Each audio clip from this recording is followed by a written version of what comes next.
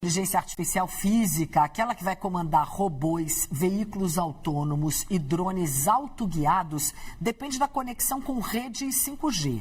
E isso abre novas frentes de negócios para as operadoras de telecomunicações lucrarem com a tecnologia móvel de quinta geração. Eu vou conversar sobre esse assunto com o Rodrigo Distman, ele é presidente da Ericsson para o Cone Sul da América Latina e está aqui no estúdio comigo. Rodrigo, boa noite, obrigada por ter aceitado o nosso convite. Cristiane, um super prazer estar conversando com você, ainda mais sobre um assunto que é fascinante. Exatamente, a gente estava acompanhando aqui esse último bloco e você falou disso, né? Impressionante como IA, inteligência artificial, e vamos falar disso. Como é que o Brasil está se posicionando nesse momento para esse novo cenário da inteligência artificial física? Bom, a inteligência artificial física é um fenômeno global, obviamente, não está restrito ao Brasil. O Brasil está se preparando de várias formas. No nosso segmento, que é o segmento de telecomunicações, está se preparando primeiro com o 5G, que o 5G foi lançado há cerca de 5 anos atrás, e no Brasil tem uma posição de destaque. O Brasil, inclusive, está posicionado à frente da média dos países no 5G, e esse é um ingrediente importante para essa IA física que vem pela frente. A IA hoje se apoia muito nos grandes data centers, a gente percebe a IA com o ChatGPT, gerando imagens, mas muito em breve, o que você comentou, os robôs, os drones, os veículos autoguiados, os óculos de realidade aumentada vão entrar em cena e vão precisar não só do data center, mas de redes de telecomunicações muito poderosas, que é o caso do 5G. Com certeza. Então vamos falar um pouco do 5G, depois a gente volta especialmente para IA física. Como a gente está em relação ao 5G? Qual é o percentual do nosso país que tem 5G? Como é que está essa conectividade? A gente mede em população coberta. Tá. Hoje, mais de 60% da população já é coberta pelo 5G. O 4G vai até mais, o 4G é a geração anterior. Então, o Brasil está à frente da curva, mas a gente pode dizer que está no primeiro capítulo do 5G, que o primeiro capítulo do 5G é realmente colocar a rede, é o que as operadoras, as 3 grandes operadoras, mais as operadoras regionais estão fazendo. Os investimentos são massivos, o investimento só no passado foi de 35 bilhões de reais no Brasil em telecomunicações, uma parte disso é 5G, então nós estamos à frente da curva. A fase que vem agora são as operadoras, isso é no mundo inteiro, mas no Brasil também, buscando novos modelos de negócio, transformar essa rede 5G nesta grande plataforma que vai apoiar os casos de uso que a gente chama de inteligência artificial física. Em relação a essa questão de 5G, o 4G demorou 10 anos para conseguir chegar basicamente para o país inteiro onde ele está hoje. Vocês imaginam que 5G vai demorar quanto tempo? O 5G é um pouco mais rápido. É mais rápido, vai chegar em menos tempo. Em menos tempo, porque o modelo que o Brasil adotou, um modelo pioneiro, ele trocou as licenças do 5G, ao invés de trocar por um cheque enviado para o governo, para o Tesouro Nacional, ele trocou por obrigações de cobertura. Então, as operadoras estão investindo muito para cobrir não só as grandes cidades, mas as pequenas cidades, rodovias, povoados, então isso é muito mais rápido.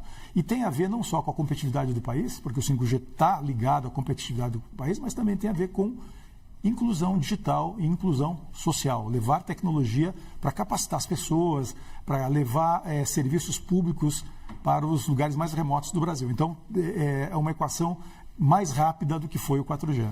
Qual pode ser o impacto econômico da inteligência artificial física? Bom, é imprevisível. A inteligência artificial, como um todo, não só a física, qualquer tipo de previsão, ela tem um grande risco de errar. O 5G especificamente, só a tecnologia 5G tem um potencial de 5 pontos adicionais de crescimento no PIB dos países em desenvolvimento até 2031, só o 5G. A IA, eu diria que é múltiplos disso, porque o efeito é muito, muito maior em toda a sociedade. Ele começa nas fábricas, começa nas empresas, mas ele já vai muito rapidamente invadindo, inclusive, a casa das pessoas. A inteligência artificial física vai estar na casa das pessoas em 5, 10 anos. A gente vai perceber isso claramente. O avanço dessa inteligência artificial física deve gerar uma nova onda de investimentos industriais aqui no país? Necessariamente. Porque você não só investe nesses dispositivos, os carros, os drones, Mas você também investe nas empresas. As empresas têm que se modificar, elas têm que se reinventar e você tem que ter uma infraestrutura que suporta essas aplicações. Então, você começa com os data centers, que hoje são os grandes data centers, as redes de telecomunicações, os dispositivos. Então, isso vai exigir uma nova onda de investimentos, inclusive das operadoras. Mas, óbvio que todo investimento tem que ser respaldado com um retorno sobre ele, né? Então, também espera-se que essas empresas também obtenham retorno a esses novos investimentos. Aí, pensando especificamente na Ericsson, de que forma aí a física já mexe com a atuação da Ericsson e também com as operadoras? Não, ela já tá mexendo, né? Mexendo já é uma preocupação há muitos anos. A Ericsson é uma empresa de 150 anos, a gente completa 150 anos, que para uma empresa de telecomunicações, de tecnologia, já é um marco, 150 anos. Só no Brasil a gente tem 102 anos. Mais de 100 só no Brasil. 102 no Brasil.